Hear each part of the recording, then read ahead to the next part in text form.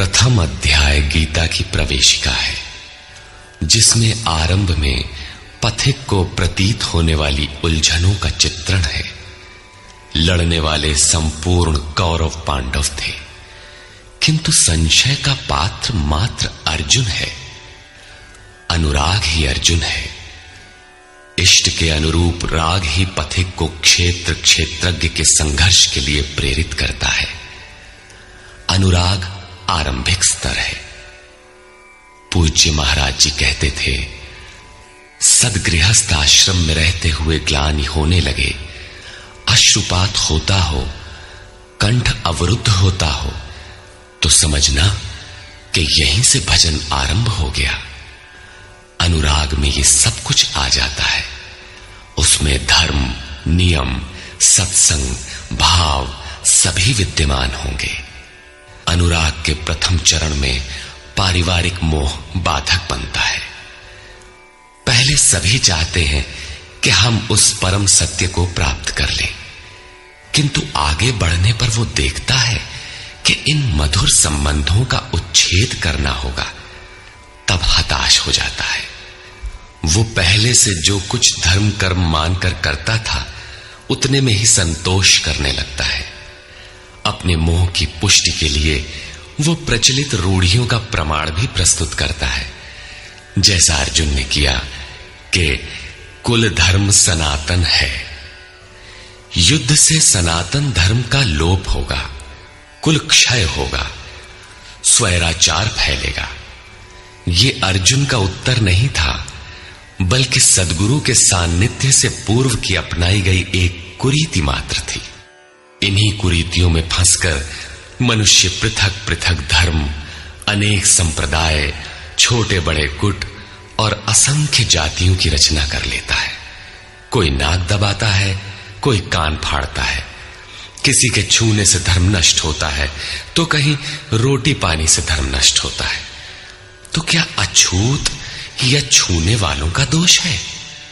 कदापि नहीं। दोष हमारे भ्रमदाताओं का है। धर्म के नाम पर हम कुरीति के शिकार हैं, इसलिए दोष हमारा है। महात्मा बुद्ध के समय में केश कंबल एक संप्रदाय था, जिसमें केश को बढ़ाकर कंबल की तरह प्रयोग करने को पूर्णता का मानदंड माना जाता था। कोई गोव्रतिक गाय की भांति रहने वाला था, तो कोई कुक्कुरव्रतिक कुत्ते की तरह खाने पीने रहने वाला था। ब्रह्म विद्या का इनसे कोई संबंध नहीं है।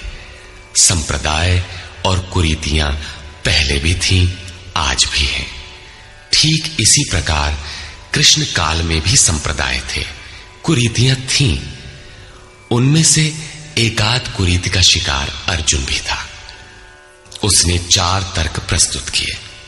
1, ऐसे युद्ध से सनातन धर्म नष्ट हो जाएगा। 2, वर्ण संकर पैदा होगा। 3, पिंडोदक क्रिया लोप होगी। और 4, हम लोग कुलक्षय द्वारा महान पाप करने को उद्यत हुए हैं। इस पर योगेश्वर श्री कृष्ण ने कहा, तथा कृपयाविष्टम् अश्रुपूर्णाकुलेक्षणम् विषीदन्तमिदं वाक्यम् उवाच मधुसूदनः। करुणा से व्याप्त अश्रुपूर्ण व्याकुल नेत्रों वाले उस अर्जुन के प्रति मधुसूदन, मद का विनाश करने वाले भगवान ने ये वचन कहा। श्री भगवान उवाच,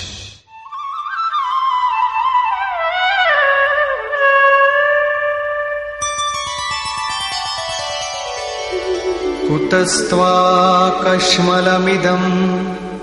विषमे समुपस्थितम् अनार्यजुष्टमस्वर्ग्यम् अकीर्तिकरमर्जुन।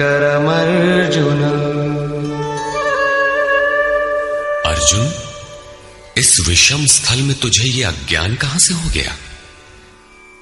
विषम स्थल अर्थात जिसकी समता का सृष्टि में कोई स्थल है ही नहीं, पारलौकिक है लक्ष्य जिसका, उस निर्विवाद स्थल पर तुझे अज्ञान कहां से हुआ? अज्ञान क्यों? अर्जुन तो सनातन धर्म की रक्षा के लिए कटिबद्ध है। क्या सनातन धर्म की रक्षा के लिए प्राणपण से तत्पर होना अज्ञान है? श्री कृष्ण कहते हैं, हां, यह अज्ञान है। न तो संभावित पुरुषों द्वारा इसका आचरण किया गया है, न स्वर्ग ही देने वाला है और न ये कीर्ति को ही करने वाला है। सन्मार्ग पर जो दृढ़ता पूर्वक आरूढ़ है उसे आर्य कहते हैं। परिवार के लिए मरना मिटना यदि अज्ञान न होता तो महापुरुष उस पर अवश्य चले होते। यदि कुल धर्म ही सत्य होता तो स्वर्ग और कल्याण की निःश्रेणी अवश्य बनता। ये कीर्तिदायक भी नहीं है। मीरा भजन करने लगी तो लोग कहें मीरा भई बावरी, सास कहे कुल नाशी रे। जिस परिवार, कुल और मर्यादा के लिए मीरा की सास बिलख रही थी, आज उस कुलवंती सास को कोई नहीं जानता। मीरा को विश्व जानता है। ठीक इसी प्रकार परिवार के लिए जो परेशान हैं, उनकी भी कीर्ति कब तक रहेगी? जिसमें कीर्ति नहीं, कल्याण नहीं, श्रेष्ठ पुरुषों ने भूल कर भी जिसका आचरण नहीं किया, तो सिद्ध है कि वो अज्ञान है। अतः क्लैब्यम् स्मगमः पार्थ नैतत्त्वय्युपपद्यते क्षुद्रम् हृदय दौर्बल्यम् त्यक्त्वोत्तिष्ठ परन्तप। अर्जुन, नपुंसकता को मत प्राप्त हो। क्या अर्जुन नपुंसक था? क्या आप पुरुष हैं? नपुंसक वो है जो पौरुष से हीन हो। सब अपनी समझ से पुरुषार्थ ही तो करते हैं।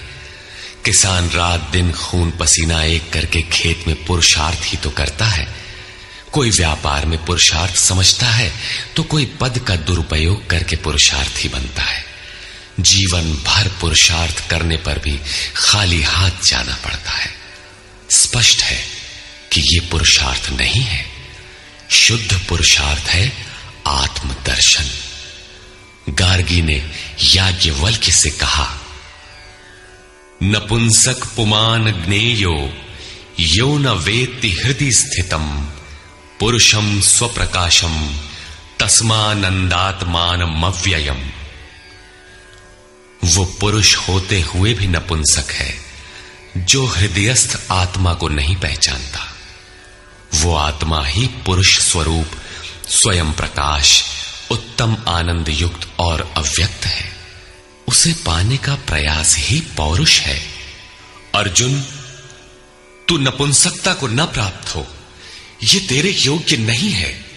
हे परम तप, हृदय की इस क्षुद्र दुर्बलता को त्याग कर युद्ध के लिए खड़ा हो। इस पर अर्जुन ने तीसरा प्रश्न प्रस्तुत किया। अर्जुन उवाच,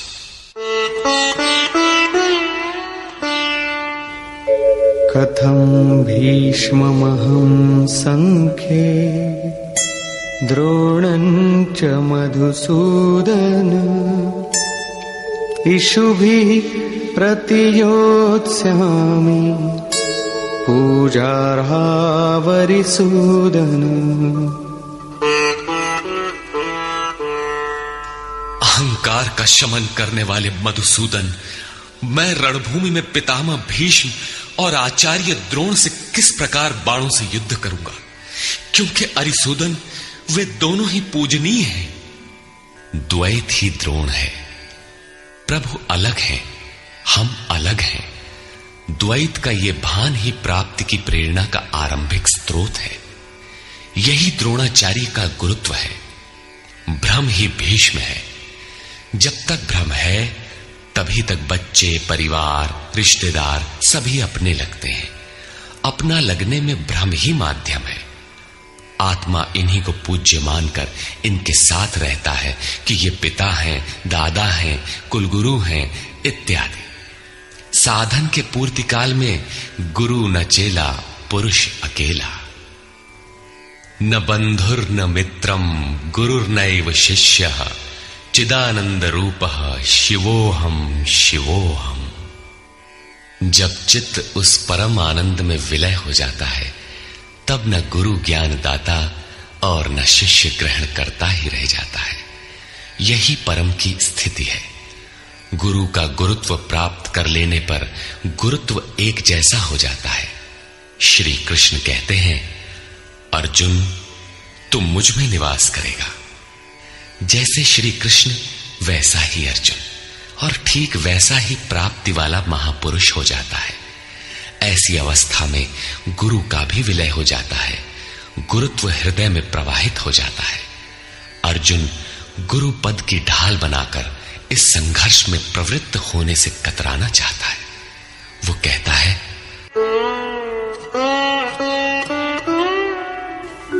गुरून् हत्वा हि महानुभावान् श्रेयो भोक्तुम् भैक्षमपीह लोके हत्वार्थकामास्तु गुरूनिहैव भुञ्जीय भोगान् रुधिरप्रदिग्धान्। इन महानुभाव गुरुजनों को न मारकर मैं इस लोक में भिक्षा का अन्न भी श्रेयस्कर समझता हूं। यहां भिक्षा का अर्थ उदर पोषण के लिए भीख मांगना नहीं, बल्कि सत्पुरुषों की टूटी फूटी सेवा द्वारा उनसे कल्याण की याचना ही भिक्षा है। अन्नम ब्रह्मेति व्यजानात्। अन्न एकमात्र परमात्मा है, जिसे प्राप्त करके आत्मा सदा के लिए तृप्त हो जाता है, कभी अतृप्त नहीं रहता। हम महापुरुषों की सेवा और याचना द्वारा शनैः शनैः ब्रह्म पीयूष प्राप्त करें, किंतु ये परिवार न छूटे, यही अर्जुन के भिक्षान्न की कामना है। संसार में अधिकांश लोग ऐसा ही करते हैं। वे चाहते हैं कि पारिवारिक स्नेह संबंध न मारना पड़े और मुक्ति भी शनैः शनैः मिल जाए।